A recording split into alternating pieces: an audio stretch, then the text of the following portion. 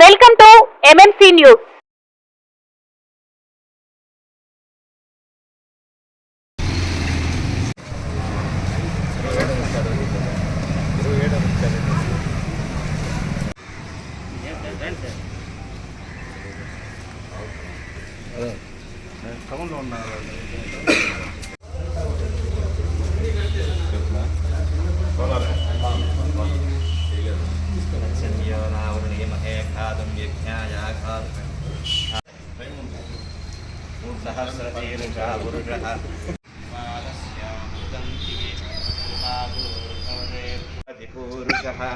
तछातो वद्यरिष्यत पश्चात् भूमिमथो पुरः यथन्नेनाधिरोहते वेदावानस्य मन्ये कृपामृतरसाः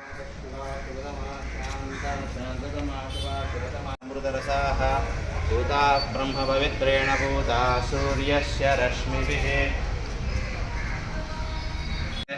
त्रीणि पथा विचक्रमे विष्णुर्घोपा धर्माणि धारयन् विष्णोर्नुकं वीर्याणि प्रवोचं यप्पाद्यवानि शरणारविन्दयोः यजमानस्याः अस्य गोत्रोद्भवस्य भूपालगोत्रोद्भवस्य रामकुमार आयुरारोग्य ऐश्वर्याभिवृद्धं श्रीभूषणे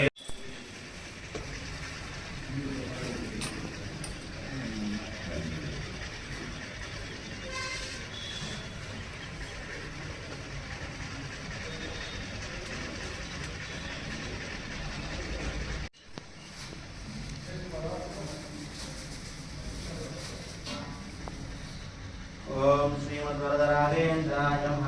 ओम श्रीवत्साहंकाय नमः। ओम लीलमण्डलोल्लासाय नमः। ओम तापत्रयोपदेशस्तुते नमः। ओम रामाध्यष्टार्थक्षेत्ररातीतात्मनिवासभवे नमः। ओम रम्यतेजसे नमः। ओम राजसेव्याय नमः।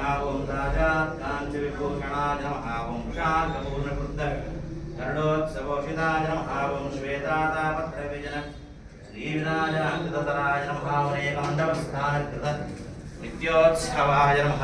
ओम भगवते नमः। ओम भूरिक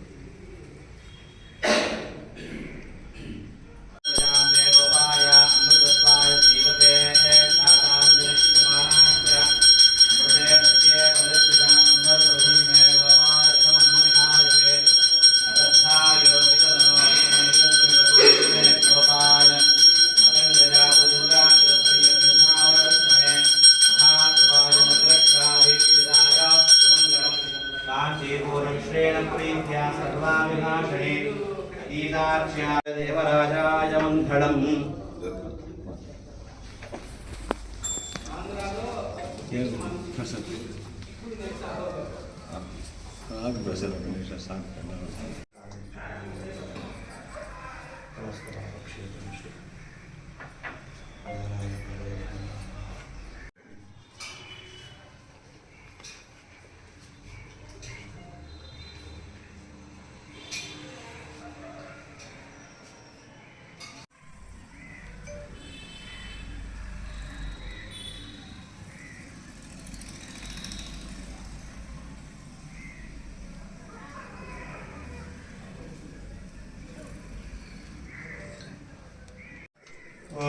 शतमानं भवति शतायुः पुरुषस्य तेन्द्रिय आयुष्येवेन्द्रिये प्रतिष्ठति।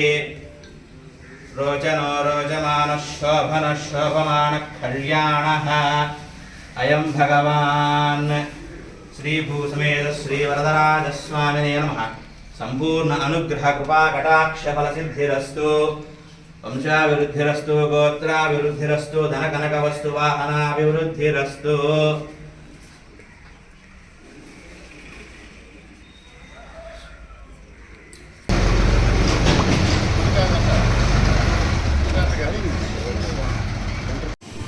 వెంకటేశ్వర స్వామి భక్తుల్ని మనోభావాలు దెబ్బతీయటం ఎంతో బాధైన విషయం. లాస్ట్కి కులాలని మతాలను కూడా తీసుకురావటం ఇది చాలా బాధైన విషయం. మరి వాళ్ళు నచ్చి వాళ్ళు ఒప్పి దర్శనానికి కూడా మేము వస్తున్నామంటే మీరు ఆ మతము ఈ మతము ఆ కులము ఈ కులము మీరు ఆ దేవుడు ఈ దేవుడు అని విభజించి మాట్లాడటము అది చిన్న దుర్మార్గమైన భాష కాదు. దీంట్లో వెంకటేశ్వర స్వామి భక్తులు అందరూ కూడా భక్తులు చాలా బాధపడుతూ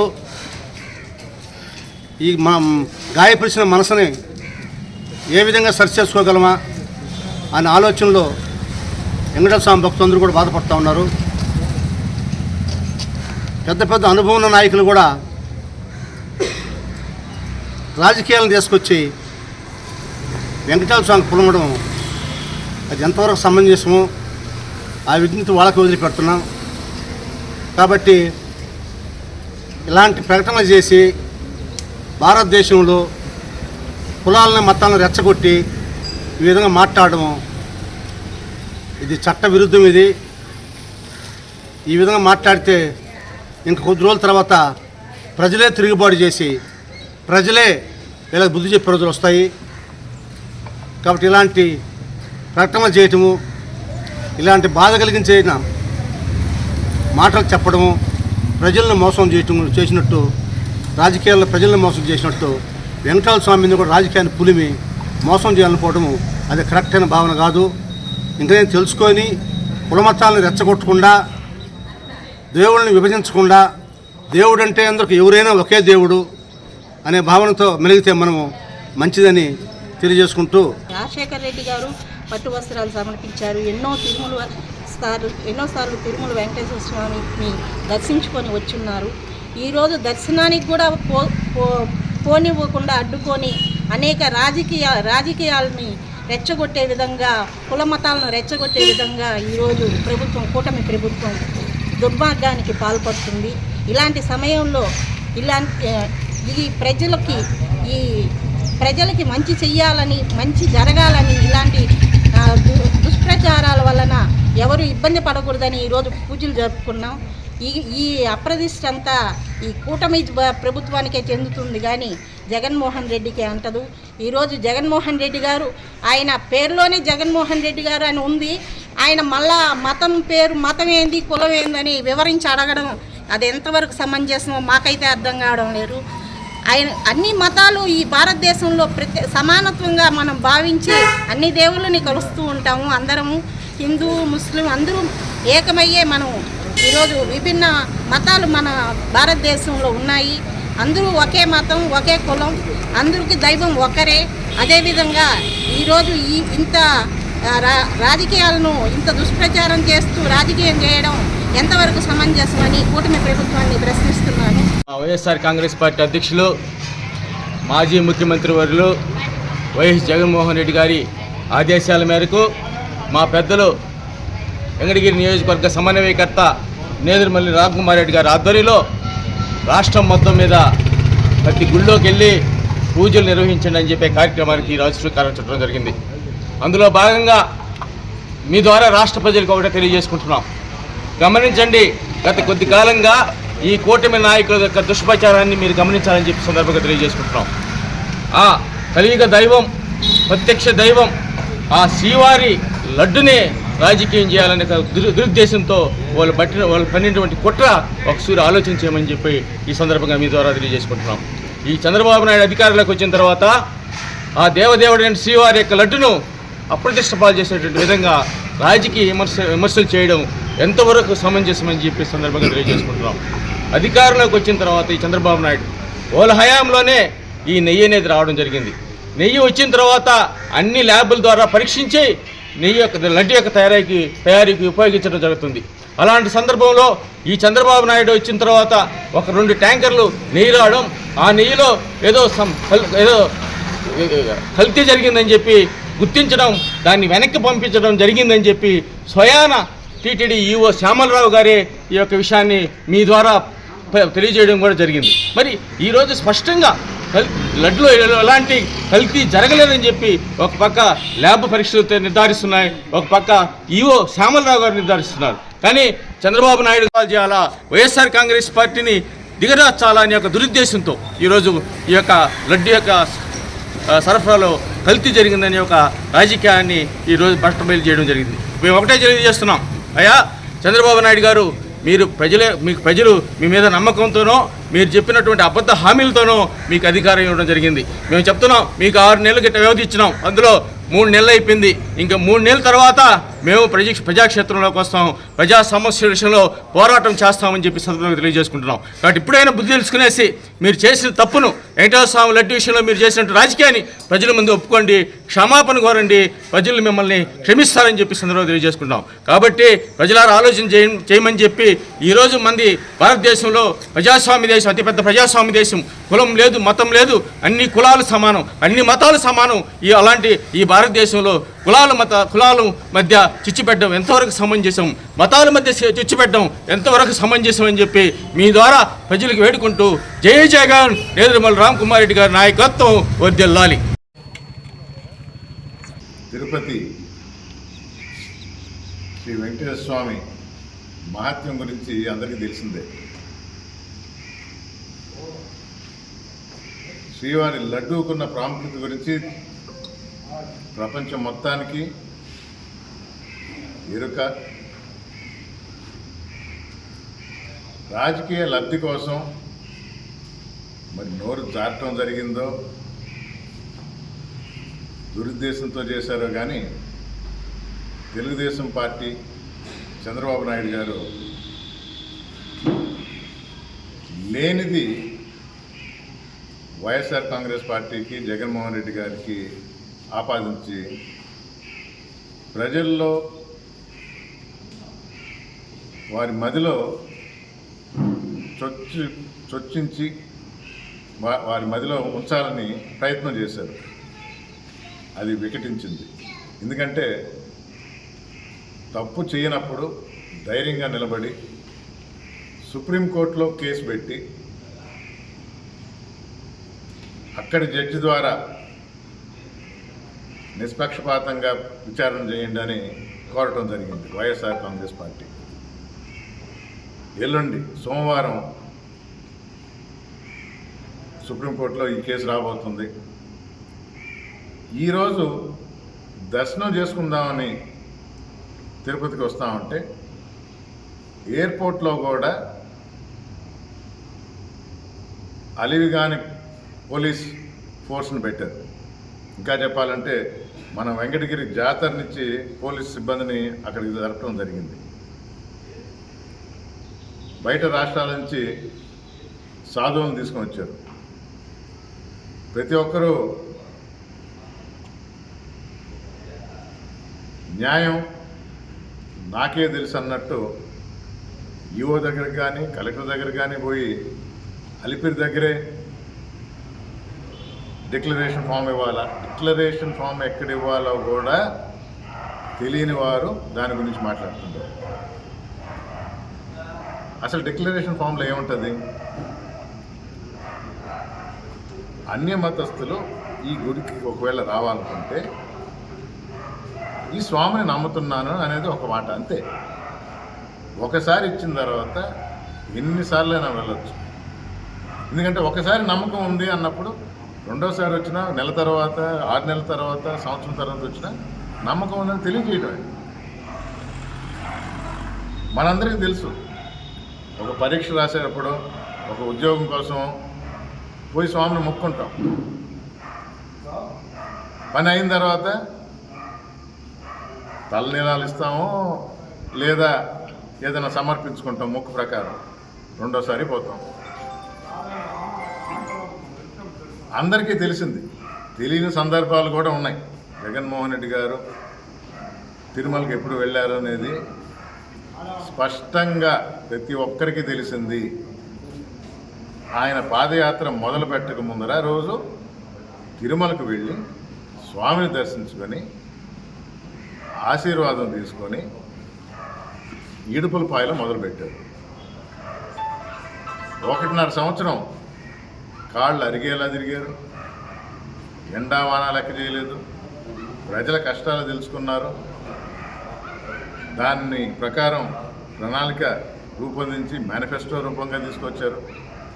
కానీ పూర్తయిన తర్వాత సొంత ఇంటికి తిరిగి తిరుపతికి వచ్చి కాలినడకన తిరుమలకు పోయి స్వామివారిని దర్శించుకొని అప్పుడు ఇంటికి వెళ్ళారు. ఇంతకన్నా నమ్మకం ఏముంది? ఇంతకన్నా డిక్లరేషన్ ఏముంది? రాష్ట్రం మొత్తానికి, దేశం మొత్తానికి, ప్రపంచం మొత్తానికి తెలియజేశారు.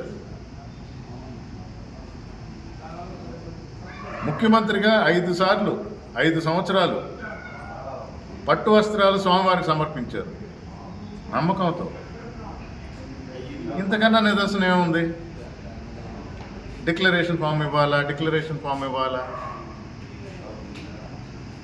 ఆయనే స్పష్టంగా చెప్పారు, మతం అంటా ఉండరు, నా మతం మానవత్వం అన్నారు. అంతకన్నానా? బైబిల్ చదువుతాను, బయటకు వచ్చిన తర్వాత గుడ్లకు పోతాను నమ్మకంతో, మసీదుకు వెళతాను నమ్మకంతో, గురుద్వారాకు వెళతాను నమ్మకంతో. మన వెంకటేశ్వర స్వామిని, మన శ్రీవారి లడ్డుని, ఆ ప్రతిష్టని దిగదార్చిన ఈ చంద్రబాబు నాయుడికి బుద్ధి ప్రసాదించండి అని రాష్ట్రం మొత్తం మీద ఉన్న వైఎస్ఆర్ కాంగ్రెస్ పార్టీ నాయకుల్ని, ప్రజల్ని, పార్టీ కార్యకర్తలే కాదు ప్రజలకు కూడా విన్నవించుకున్నాడు జగన్మోహన్ రెడ్డి గారు. గుడులకు పోయి స్వామిని, ఏ గుడికైనా ప్రజలందరినీ చల్లగా చూడండి, చంద్రబాబు నాయుడు గారికి బుద్ధి ప్రసాదించడానికి కోరుకోండి అన్నారు. ఆ విధంగా ఈరోజు గుడికి వెళ్ళి మేమందరం ప్రార్థన చేసి ఈ రాష్ట్రాన్ని చల్లగా చూడండి అని మరొకసారి వెంకటేశ్వర స్వామిని, తప్పు జరగలేదు, ఎందుకంటే ఈ డీటెయిల్స్, ఈ నెయ్యి ఎప్పుడు ఎన్ని టెస్టులు అవుతాయి అన్ని ఈ పాటికి అందరికీ తెలిసిందే. నేను కూడా కావాలంటే డీటెయిల్గా ఇస్తాను. రేపు సుప్రీంకోర్టులో కూడా విచారణ రాబోతుంది. అంటే విచారణ చేయమంటున్నాం, మాకు తప్పు చేయలేదనే ధైర్యం ఉంది కాబట్టి చేయమంటున్నాం. అబద్ధం చెప్పావు కాబట్టి నువ్వు లోకల్ సిట్ వేసావు. కమ్యూనిస్ట్ పార్టీ నారాయణ గారు చెప్పారు, మేం కాదు. గవర్నమెంట్లో ఉండి సిట్ అంటే స్పెషల్ ఇన్వెస్టిగేటివ్ టీమ్ అని అనుకుంటారు, కానీ సిట్ అంటే సిట్, స్టాండ్ అంటే స్టాండ్ అని ఆయనే చెప్పారు. కానీ ఇక్కడ నేను అది కూడా చెప్తా, వారు తప్పుడు రిపోర్ట్ ఇవ్వడానికి కూడా ఆస్కారం లేకుండా, ఎందుకంటే ఇప్పుడు సప్లై చేసిన ఆయన వైఎస్ఆర్ కాంగ్రెస్ పార్టీ జగన్మోహన్ రెడ్డి గారు ముఖ్యమంత్రిగా ఉన్న 5 సంవత్సరాల్లో ఒక్కసారి కూడా నెయ్యి సప్లై చేయలే. ఇది వాస్తవం. అతను సప్లై చేసిందే జూన్ నుంచి. మీరు టెస్ట్ చేశారు, 2 నెలలు ఆ రిపోర్ట్ ఎందుకు అది పెట్టారో మీకే తెలియాలా. సప్లై చేసింది ఇప్పుడు. ఈవో గారు చెప్పారు, మేము ఫాల్ట్ ఉన్న దాన్ని తిరిగి పంపించామని. ఈవో గారు చెప్పగలుగుతారా? లేదు, కల్తీ నెయ్యిని వాడాము అని ఈవో గారు చెప్పండి. ఆయన 2 నెలల క్రితం రిజెక్ట్ చేశాము, ఏమీ లేదు అన్నారు. మరి పైన ప్రెషర్ వల్ల దేనివల్ల ఇప్పుడు మళ్ళా కొంచెం మార్చారు, రిపోర్ట్లు మార్చారు. వీటన్నిటికీ పరిష్కారం సిట్టింగ్ జడ్జి సుప్రీంకోర్టు నుంచి రావాలనే మా కోరిక. దాని ప్రకారం ఎల్లుండి తీర్పు వెలువడుతుంది. మేము స్వచ్ఛందంగా ఉన్నాం, స్వామిని నమ్ముతున్నాం. స్వామి కరుణ కటాక్షాలు ఆంధ్ర రాష్ట్ర ప్రజలందరి మీద ఉండాలని మరొకసారి కోరుకుంటున్నాం. శరవణ భవ వర్క్ యూపీవీసీ మ్యానుఫ్యాక్చరింగ్ తయారీ, UPVC mosquito, UPVC Windows, UPVC partition మరియు అల్యూమినియం పార్టిషన్, అల్యూమినియం విండోస్ మరియు అల్యూమినియం మస్కిటో. మా ప్రత్యేకత స్టీల్ ఎలివేషన్ వర్క్ మరియు గ్లాస్ ఫిట్టింగ్ చేయబడును. సరసమైన ధరలోనే లభించును. Contact K Subrahmanyam Achari. Cell number 9706431110. Nellore road, Nagamandiram ఎదురుగా, వెంకటగిరి టౌన్. శరవణ భవ.